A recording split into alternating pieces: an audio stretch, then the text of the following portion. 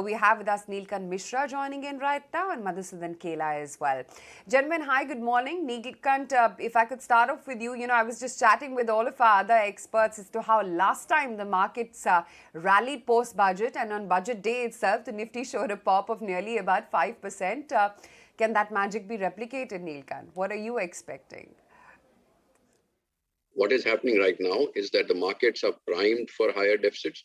So they are expecting that the center and the states will have high deficits, and tax collections are going up, but the governments are being unable to spend.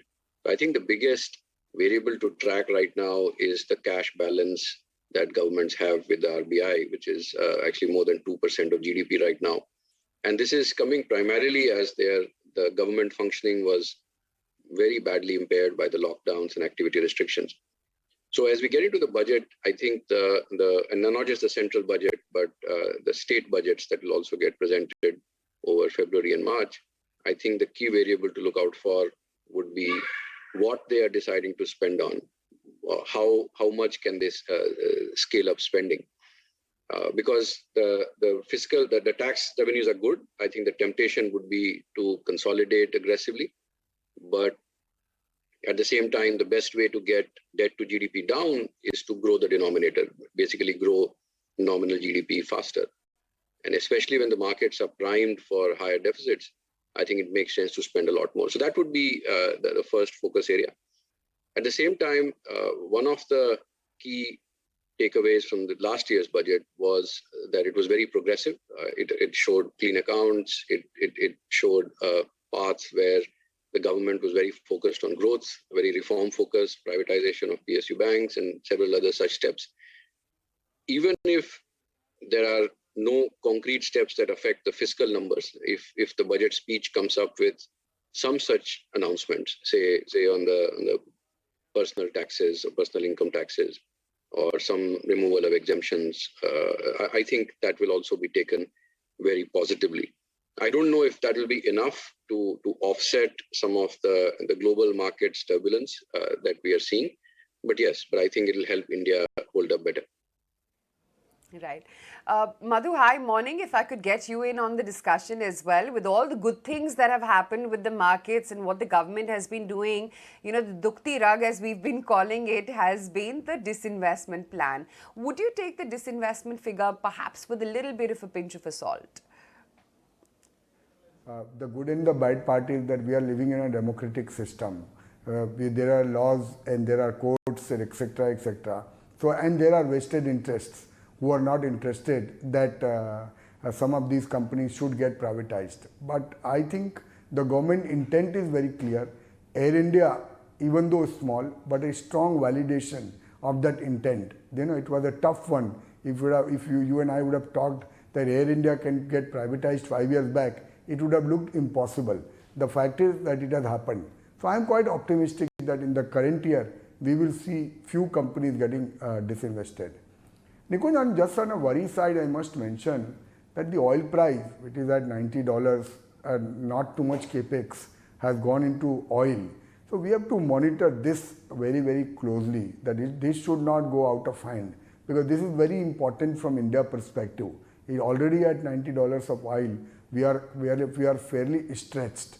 And also we have to monitor what happens to global liquidity and global interest rates. So as of now, I'm not too worried. I don't think markets are also markets have discounted whatever is coming, at least in the next 2-3 quarters. But beyond that, if inflation really persists and you have a significant interest rate hike beyond what is envisaged by the market, so that will become kind of a dampener for the overall sentiments.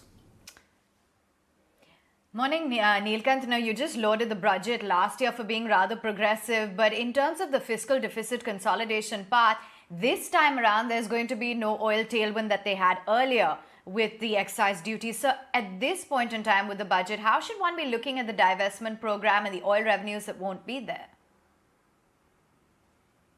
I think the total cut center and state put together on an annualized level, and this happened in November, so 4 months have already been seen in FY22. So we'll see 8 months of that reduction. Total was like 1.5 trillion rupees, which is large, but in the context of government taxation, I don't think that is like a very large number. And this is coming at a time when, because of formalization and better compliance, I think the tax to GDP, even excluding the oil revenue, is actually not doing that badly. Corporate profits are doing well, so corporate tax growth will be strong.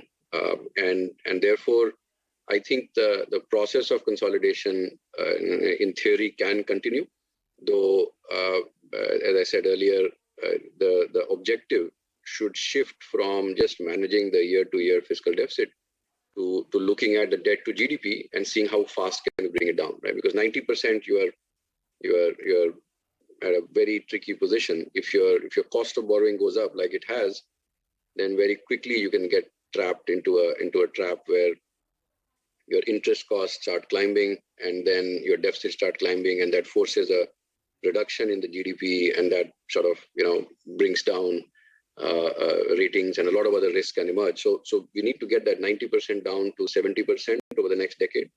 And the best way to do that, in my view, is to actually grow the denominator.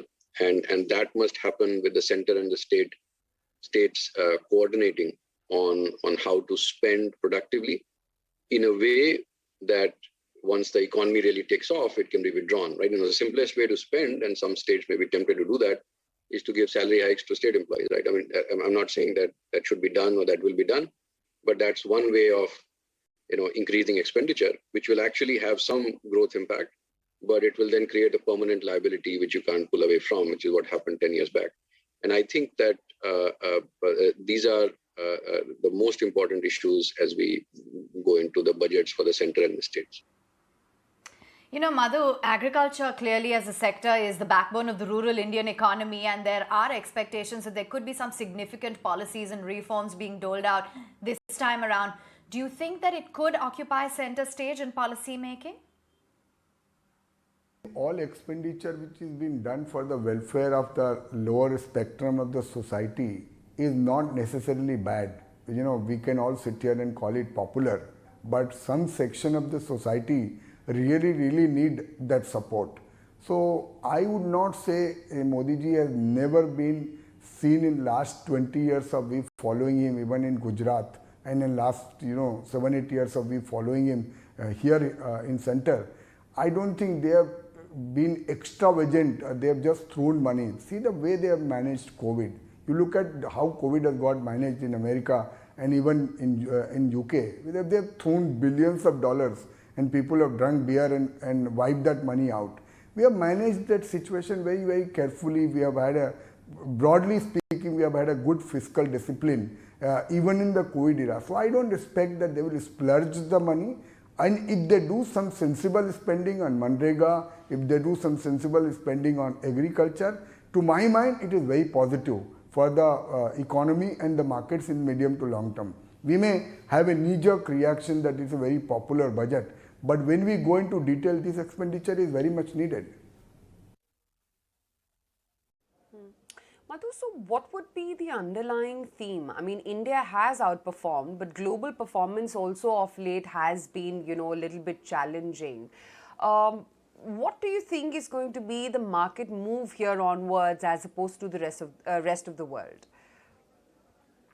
I think the outperformance is here to stay, but we should not fool ourselves. We should not extrapolate the kind of money which is being made in the market in the last 2 years. That can continue, because this is an abnormal situation. What we saw in 2020, the lows which were being made, that was also abnormal. So we must have a moderate expectation where your interest rates are 5% in fixed deposit. If you end up making 12 to 15% return in equity, that should be very satisfying after making such a large gain. So that is where I would put it, Nikunjan. I would be happy with that outcome. And to me personally, there are ample opportunities on the bottom up, and because markets are so volatile and they are driven by electronic exchange where volumes are so high, market creates those opportunities off and on. So if you are a very careful investor, and you are really, really alert in the market. So there are ample bottom-up opportunity to make this kind of returns. Okay. Madhu, Neelkanth, thank you so much for taking the time out and joining in with your take on what the markets want from the budget.